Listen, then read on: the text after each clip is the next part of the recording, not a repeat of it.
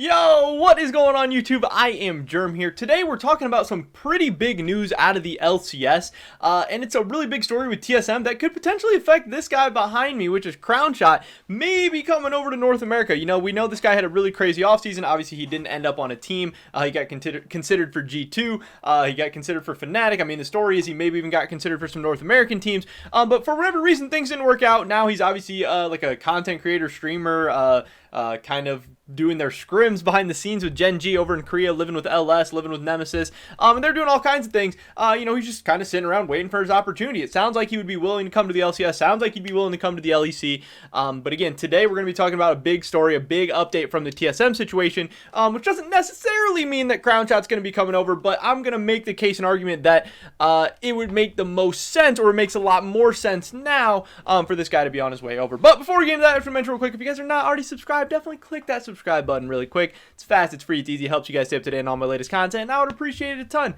69% of the people that watch my videos on a consistent basis are not subscribed. So you, right there, that says that you are, you're probably not subscribed. The odds are not in your favor. So, if you watch my videos anyway, do me a favor, click that subscribe button. Let's run our numbers up. We're really close to 6,200. We're getting closer and closer to 7,000. Those would be awesome to hit. Also, drop a like on this video if you do enjoy it, want to help support my content, my channel, whatever would be awesome. With that being said, here we go.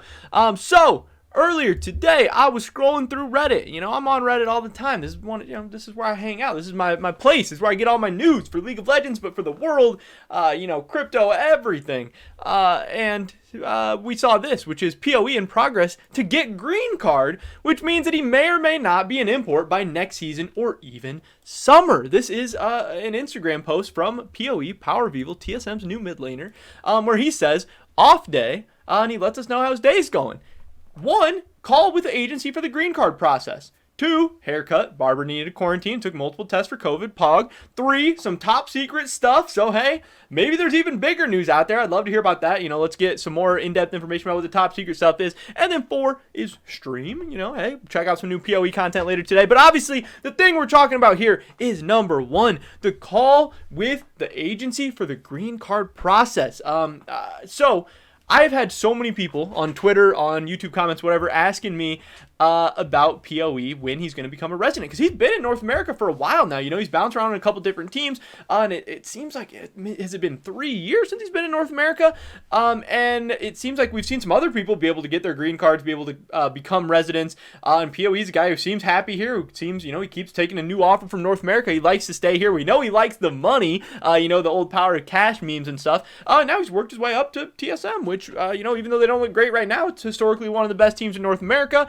And maybe they have a bright future ahead of them. So it seems like he's in a good spot. It seems like he wants to become a resident, but honestly, I had not ever heard anything. I had not heard an update with the process. I know that green cards are a very complicated process that can take a ton of time. I also know that obviously Corona has really thrown a wrench in everything, made things take longer, just added extra complexity to the steps. I know we heard guys like Someday who have been trying to get a green card for forever, and it seemed like he was getting closer, but then he's still not a resident. So I wasn't really sure what was going to happen with Powerofevil. So, I've honestly, for the last couple of weeks, I've gotten, maybe 10, 15 of these comments on Twitter and YouTube and stuff, and I haven't had a good answer for people, and for the most part, I just haven't said anything to these people. I've been avoiding those comments because I did not have any information. I had not heard anything from any sources, from the team, from the players. I'm checking the stuff all the time, and I had no good updates. So I was so excited to go on Reddit and see this big major update. Again, this is just a big step in the process. This does not mean anything official. It doesn't mean, hey, Powerofevil is going to be a resident for Summer Split. Hey, Powerofevil is going to be a resident for next year. But I think it is a great sign. It is a great step in that direction. And my prediction would be, at the latest, he should be a resident by the next season. That is just a prediction. That is purely speculation. That's not even rumor. But again, if it's January right now and they are kind of getting the ball rolling in this kind of situation and getting the progress going, there's a real possibility that he could be a resident by the summer split. I'm not going to say he is going to be, but there is a chance. I don't even know if it's likely, but there is some opportunity, and that would be absolutely insane for this TSM team, for this TSM roster.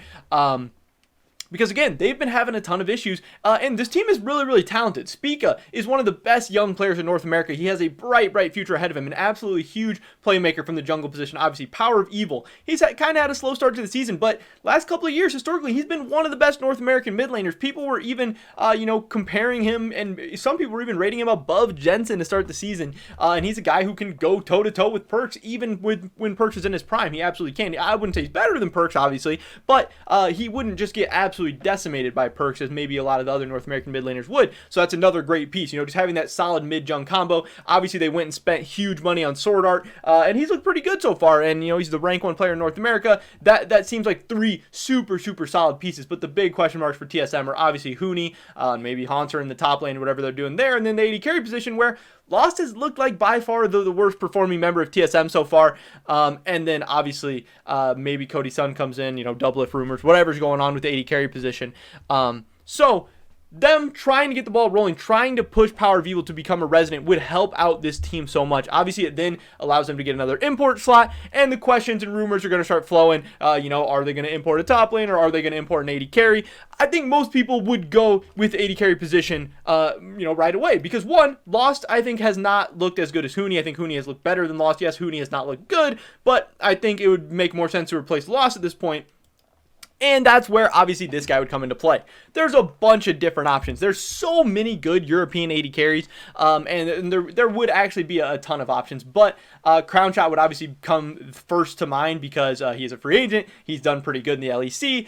He is 22 years old, which that's not super young. It's not like one of these 17, 18-year-old prodigies coming up. But Lost is 21. Crownshot is just 1 year older. And people keep saying, hey, we need to give Lost some time. We need to build we need to give him a chance to develop and build towards the future, blah, blah, blah, blah, blah. Okay, well, look at Crownshot last season when he was 21 years old. He looked significantly better than Lost does, and now he's just 1 year older. So Crownshot is a guy that could be the TSM AD carry for the next 2, 3, 4 years if things do work out. And it's not like he could still definitely be getting better and ramping up and stuff, but he's a guy who at the same age as Lost and the same experience level and everything has showed more promise and more potential. So to me, it would make a ton of sense that if things do work out well, whether Powerofevil is able to become a resident before summer split, that would be awesome. That would be so exciting for the whole TSM team to be able to then import someone then, especially, obviously it would depend how Lost does in the spring split. Say Lost starts popping off, then TSM's fine, it doesn't matter. Maybe they want to import top lane, maybe they just make no changes, maybe the team's just ready to go, and it just gives them more flexibility for the future roster change and stuff. But say Lost struggles, then all of a sudden TSM has so many options going into the summer split, because yes, spring split does matter this season, that's what they're saying, it matters more than ever before, but 8 teams make the playoffs in summer, and you play 27 games in the summer split. So really, spring split does not matter. However TSM does in the spring, it'll be fun to watch, it'll be fun to speculate, it'll be fun to, roast them one way or the other, but it will really only matter how this team is looking as far as their roster and as far as their ability to play ramping up into the summer split. And if they are struggling in one position, then all of a sudden Powerofevil comes and saves the day and is able to help this team by becoming a resident, and then they're able to import top lane or import AD carry or whatever. All of a sudden TSM has full new life headed into the summer split, no matter what is able to happen. Now, obviously, that would suck because that team wouldn't really be playing together that long at that point. They'd have to kind of integrate a new player in. But if spring split goes bad for TSM or any member specifically, at least they would have a lot of options. Now, again, I don't know if this is likely. I don't know how likely it is. I don't know anything about the Greencard process or how it works or how long it takes or how COVID is complicating this whole thing, because I'm sure it's making an absolute nightmare. But again, say it's able to happen before summer split, you have a ton of options. I know then some people would even maybe start speculating, is it time to bring Broken Blade back in the top lane? Because obviously the only reason TSM got rid of him, many people think, is because he was an import, and TSM wasn't going to have an import slot. If they imported mid and they imported support, they didn't really replace Broken Blade because they thought Huni was better, because they thought Haunter was better. Broken Blade was pretty consistently better than those guys over the last 2 years. So all of a sudden, Schalke hasn't really looked that great to start the season. Would Broken Blade become an option for TSM in the top lane? This is if Lost works out, or if Cody Sun ends up being good for the team or whatever. I don't know, but there would be a ton of rumors and speculation about that as well. I still think Crownshot would make the most sense. I still think Crownshot would be the most likely, because who knows how the relationship between TSM and Broken Blade is. We remember the middle finger picture he posted on Instagram, where maybe he's a little upset with the team, maybe he's a little bit upset with the management, maybe he feels backstabbed, betrayed by Bjergsen, by Reggie, by the other members of the team. We don't really know. But then, obviously, we get thinking about what some of the other options would be. There's so many good European AD carries right now. If they threw a ton of money at Excel, maybe would they be able to get somebody like Patrick? I'm just trying to think of some of the other options. There's just a lot of good players. And then who even knows as far as like Korean, Chinese top laners or AD carries or something crazy like that. Maybe, if the offer's right, they could get one of those insane players to come over. I'm sure Sword Art knows some people, has some connections, and it would just all of a sudden put TSM in a way better position. Now, this is all really, really premature because none of this could happen until at least after spring split's over. Rosters are in place. We don't expect him to be getting his green card anytime soon, but I was at least really, really excited, and I'm sure a lot of other TSM fans will be excited as well. I don't know how many people have seen this, but again, that's what I like to do on this channel, try and get the latest news and rumors and speculation and everything out to you guys, that this is on the horizon, and this is something that TSM is obviously going to be keeping up with very closely. They're going to be pushing to get very, very hard because this would be so, so good for the team and really good for the LCS as a whole, because again, if TSM is a better team playing at their best, performing at their best, then that is really great for everyone involved.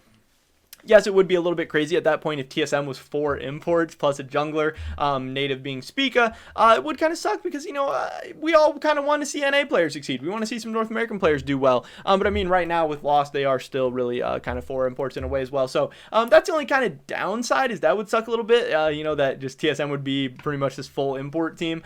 But if you do just want TSM to succeed, if you just want to see results, then I really think Crownshot would make the most in really every single way. Because again, he's not much older than Lost. He's already been better. He's already more proven. He's already more comfortable. And I don't really see a reason why he wouldn't want to come to TSM. Right now, he doesn't have a job. He's obviously signed as a streamer or whatever. But if he wants to be a pro player, he could wait around for an offer in Europe. And I'm sure one will come. There'll be a team. But is there going to be a team that will be able to offer him as much money as TSM would pay? Even though TSM is not a super high-paying organization, the European teams obviously aren't known for that either. And then some people, TSM has a giant brand. TSM has giant pull in contract negotiations and stuff.